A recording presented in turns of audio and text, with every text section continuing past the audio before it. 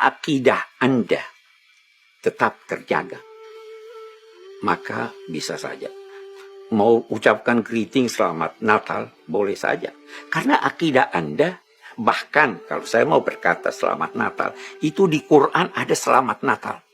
Yang pertama mengucapkan selamat Natal itu Isa alaihissalam. Di Quran dikatakan waktu dia lahir, wassalamun alayya yauma wulidtu wa yauma amutu wa yauma ub'atsu hayya. Salam sejahtera bagiku pada hari kelahiranku. Itu selamat Natal. Tapi kita tetap percaya bahwa tidak, dalam akidah Isa adalah bukan anak Allah, dia adalah Rasul. Itu sebenarnya problem ini hanya di Asia Tenggara. Di Mesir, itu Grand Sheikh Al-Azhar pergi berkunjung ke ini untuk ucapkan selamat. Kita bergembira dengan kegembiraan mereka, tetapi tidak mengganggu akidah kita. Itu boleh. Bolehkah umat Islam mengucapkan selamat Natal? Ketika engkau mengatakan selamat Natal, maka konsekuensinya 4. Pertama, kau berarti mengatakan Yesus anak Allah yang tunggal. Haleluya. Yang kedua, berarti kau mengatakan dia adalah mati di palang salib. Ketiga, berarti dia lahir tanggal 25 Desember. Itu tak sesuai dengan ajaran Nabi Muhammad sallallahu alaihi wasallam. Saya kan cuma di mulut aja Pak Ustaz. Hati saya kan nggak meyakini itu. Lain di mulut, lain di hati, apa namanya? Bahwasanya mengucapkan Natal, kami mengikuti ulama adalah mengatakan bahwasanya itu adalah tidak dibolehkan. Nah, karena pemahaman Natal adalah tentunya ini dengan pemahaman yang khusus spesial. Masalah agama tentunya tidak akan dibahas, itu kan masalah dialog agama kan. Jadi keyakinan kami adalah tidak diperkenankan mengucapkan Natal. Cuman itu kan bukan berarti saya harus mencaci keyakinan orang yang ada kenatalan kan. Gitu. Nah, jadi sangat tepat yang disampaikan Pendeta Tommy bahasanya, ya jangan dipaksa orang untuk toleransi. Toleransi dengan pemahaman dia. Jadi jangan memaksa siapapun. Artinya di situ loh baru akan kebuka. Justru maksud kami kita ingin duduk. Saya punya prinsip, Anda punya prinsip, gimana? Ternyata saya mengatakan Natalan tidak boleh. Kita bisa dampingan kok. Dan tidak akan mengganggu urusan kita. Setuju. Ya kan? Tidak mengganggu kehangatan dan cinta kita. Tidak boleh dengan pemahaman kami. Dan ini juga dari ulama yang pemahaman kami. Karena makna mengucapkan Natal adalah saya tidak basa-basi. Dalam keyakinan kami, justru dalam keyakinan kami, waktu kami mengucapkan tidak boleh mengucapkan selamat Natal, kami mengukuhkan bahasanya Anda tetap dengan keyakinan Anda. Karena Anda waktu mengajarkan Natal dengan keyakinan Anda. Tidak mungkin saya mengucapkan selamat, berarti saya bohong dong. Nah, justru di saat saya tidak mengucapkan, saya memberi kesempatan bagi beliau untuk terus dengan keyakinannya. Maksudnya saya tidak menodai keyakinannya. Karena saya tidak bohong, saya tidak basa-basi loh ya. Justru kalau saya mengatakan selamat Natal, tapi maknanya beda loh ya, itu kan nggak enak. Saya tidak. Saya tidak, karena beda keyakinan saya tentang Yesus Nabi Agung. Dalam Islam tidak direndahkan ya Yesus. Nabi Agung dalam Islam. Cuman di saat ada saudara kita dari kaum Kristen meyakini keyakinan yang berbeda, ya sudah keyakinanmu. Makanya saya tidak berani mengucapkan Natal, sebab saya punya keyakinan. Sebab kalau saya lanjutkan, Anda nggak mau. Dengan selamat Natal atas kelahiran, saya lanjutkan. Nah, kecewa tidak? Kecewa. Maka lebih baik saya tidak mengucapkan. Justru dengan begitu akan terbangun toleransi. Silakan Anda dengan agama Anda, kan begitu. Dan akarnya sama-sama ya karena saling menghormati, saling mencintai.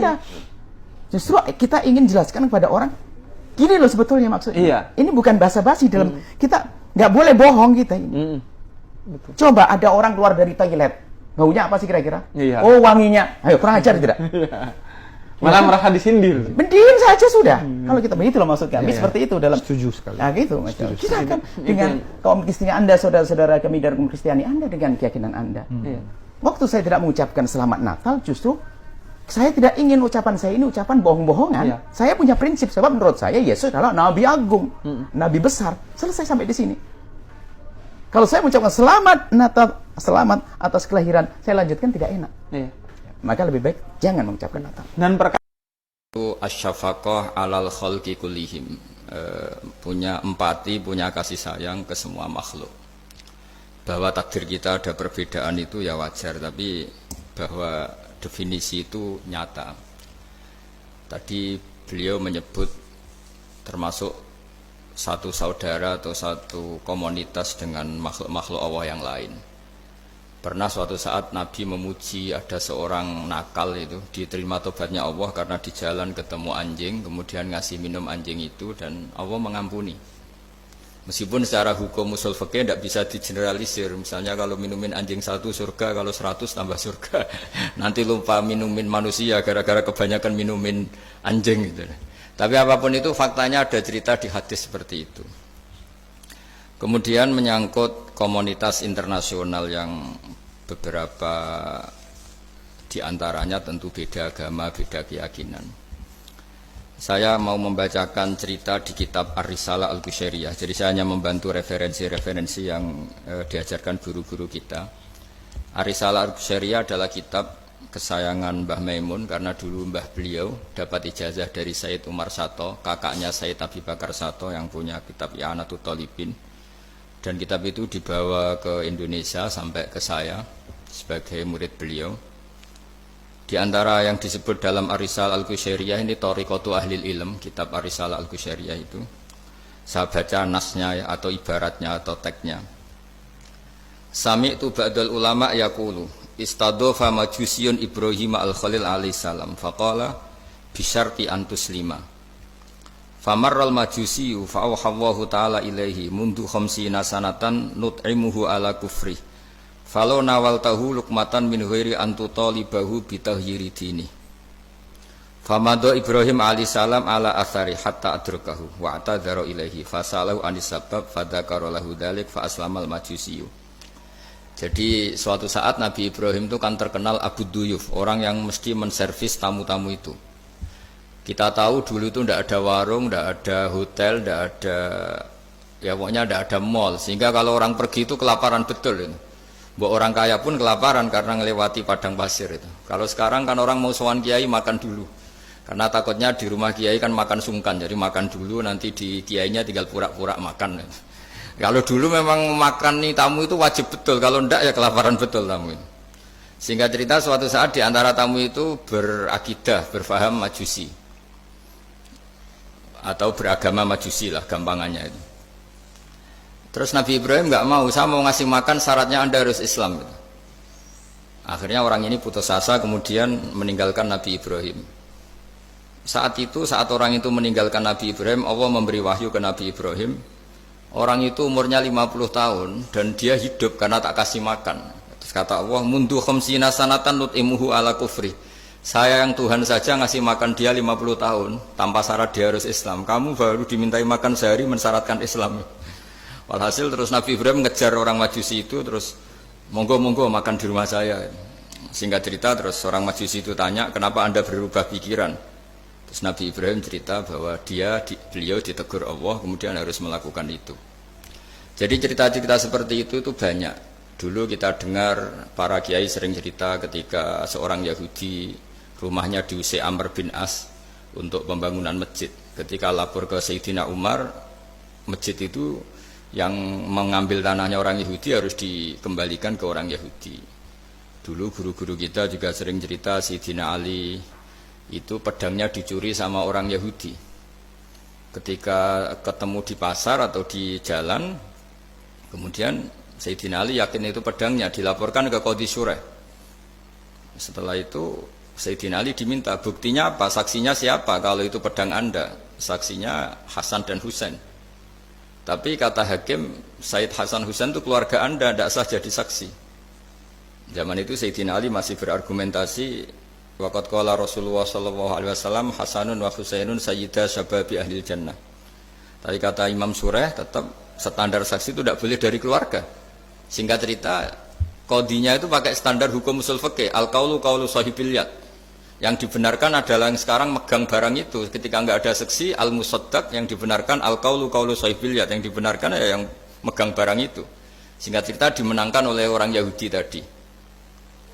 Setelah dimenangkan, Sayyidina Ali agak kecewa, masa seorang Amirul Mukminin sidang di pengadilan negeri kalah. Tapi orang Yahudi tadi akhirnya insaf, sadar sampai masuk Islam, sampai beliau ngendikan Bihada taqumus sama wal ard, karena ini langit dan bumi berdiri karena keadilan itu. Jadi ini cerita-cerita referensi yang bisa menolong teman-teman siapapun berkomunitas internasional. Karena pikiran saya sederhana ya, al ilmu yurisul akhwal, ilmu itu melahirkan sikap. Jadi kalau kita punya referensi yang cukup tentang toleransi, insya Allah kita hidup di mana saja punya toleransi, karena toleransi itu juga ajaran agama. Di antara yang diceritakan para guru-guru kita adalah ketika Nabi mau dibunuh oleh orang namanya Daksur atau Duksur, siapa nggak tahu KTP-nya saya. Kiai kalau baca Daksur. Ketika beliau sedang santai di satu tempat, tahu-tahu ada orang yang mengambil pedangnya, kemudian bilang, "Mayyamna'uka minni ya Muhammad." Sekarang Anda sama saya berdua, siapa yang bisa menghalangi kamu? Nabi dengan rileks menghentikan Allah. Kemudian si Daksur ini gemetar, pedang jatuh. Kemudian diambil Nabi. Sekarang ya Daksur, "Mayyamna'uka minni," yang bisa menghalangi kamu siapa? Orang itu bilang, "La ahada," tidak siapapun. Nabi dengan gampangnya fa'afa'anhu, Nabi memaafkan. Padahal ini jenis harbi, jenis orang yang jelas punya niat bunuh. Terus artinya kita-kita yang ngaji di pesantren, saya ngaji di Mbah Maimun, punya Bapak Kiai Nur Salim, semuanya ngajarkan bahwa di mana-mana perang kekerasan itu ya karena kita diperangin. Udina lilladzina yuqatalun, karena kita diperangi kita boleh perang. Qatilul ladzina yuqatilunakum. Jadi yang boleh kita perangi ya zaman kayak kita dulu dijajah Belanda, dijajah Jepang zaman itu. Ketika sudah tidak ada penjajahan, ya alasan itu sudah hilang karena mereka tidak merangi kita. Jadi apa ya, perang ya ada konteks rasionalitasnya, damai juga ada konteks rasionalitasnya. Tapi karena kita punya tradisi referensi, teman-teman yang di Jerman tak bantu, tadi ada kitab Arisal Al-Qushairiyah, terus ada beberapa cerita-cerita tadi kayak Daksur. Kalau ayatnya jelas ya, jelas qatilul ladzina yuqatilunakum wa in janahu lisalmi fajnah laha wa tawakkal 'ala Allah. Bahkan seperti yang diceritakan Profesor Quraisy tadi, yang sedang kita benci pun bisa saja suatu saat teman. Dalam surat Mumtahanah itu atau Mumtahinah ada ayat asawwau ayyaj'ala bainakum wa bainal ladzina ataitum minhum mawaddah. Bisa saja orang yang sekarang kamu benci suatu saat kamu cintai. Wallahu qadir, itu Allah Maha Kuasa. Dan tadi saya menambahkan yang dikatakan Profesor Quraisy tentang belajar. Dulu Nabi itu enggak puasa Asyura. Tapi ketika datang ke Medina, orang-orang Yahudi itu puasa Asyura. Coba tanyakan ke mereka, kenapa puasa tanggal 10? Terus mereka menjawab, yaumun najawwahu fi Musa, itu hari yang Allah menyelamatkan Nabi Musa. Terus fa'amara bisyami, kemudian Nabi menyuruh sahabat puasa. Artinya dulu itu segampang itu hidup, itu sesuatu yang baik, apa, ya sudah ditiru. Meskipun kita tahu Nabi itu tentu mustaqil bil istihad, Nabi itu orang yang mandiri. Tapi memberi percontohan kita betapa gampangnya kita seperti itu. Dulu ada seorang Yahudiyah meminta sama Sayyidah Aisyah dan dikasih. Ketika dikasih, dia mendoakan semoga kamu Aisyah selamat dari siksa kubur. Zaman itu Sayyidah Aisyah itu belum tahu tentang siksa kubur, sehingga beliau engkar, nggak percaya. Tapi setelah Rasulullah datang dan diceritanin, Nabi, oh iya siksa kubur itu ada. Dan semenjak itu Nabi selalu isti'adah, minta perlindungan dari siksa kubur. Jadi dulu di komunitas-komunitas beda agama, sesuatu yang benar ya dibenarkan. Makanya kaidah umum dalam interaksi antar agama itu la tusaddiquhum wa la tukadzibuhum. Ya kamu jangan bilang iya, jangan-jangan enggak, ya jangan bilang tidak, jangan-jangan iya. Jadi aturan ilmunya jelas la tusaddiquhum wa la tukadzibuhum. Ya artinya sesuai referensi ilmu lah kira-kira begitu. Terus yang terakhir, ini saya mohon maaf sama komunitas di Jerman karena saya ini pura-puranya aja sibuk. Karena saya kira ini seberapa jam lagi saya ngajar ini. Nanti kalau saya tidak ngajar di sini yang ngundang agak-agak dosa. Jadi supaya sama-sama tidak dosa, ini saya ya nuruti jenengan. Tapi ya karena saya ngajar ini juga yang datang orang macam-macam. Ada yang Kalimantan, Sumatera mau ngaji di sini. Ini seberapa jam lagi saya ngaji Sahih Muslim.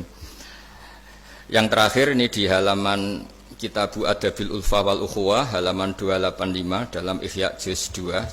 Jadi kitab saya juz 2. Mungkin kalau beda cetakan yang jelas ikut Kitabu Adabil Ulfa wal Ukhuwah. Di sini diterangkan oleh Imam Ghazali dengan beberapa riwayat yang hari raya agama bukan Islam itu adalah haram, bahkan ditakzir, Imam Malik juga begitu, Imam Abu Hanifah begitu, Imam Ahmad begitu, haram semuanya. Ada menyatakan, aku tetap melakukan. Melanggar atau tidak melanggar? Perlu diikuti apa enggak? Walaupun Habib perlu diikuti apa enggak? Walaupun Kiai perlu diikuti apa enggak? Walaupun Ustadz perlu diikuti apa enggak? Enggak usah diikuti. Berarti nyeleneh. Paham ya?